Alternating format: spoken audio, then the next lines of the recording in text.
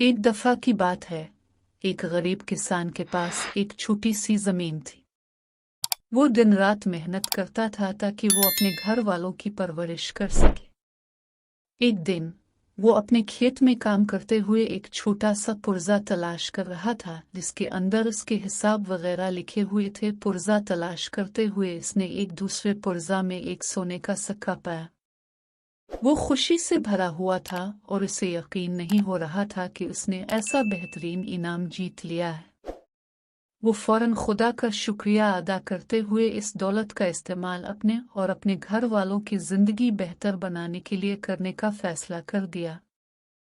जैसे वो घर की जानिब जा रहा था, उसने सड़क के किनारे एक गरीब आदमी को देखा। वो कमजोर था और भूखा।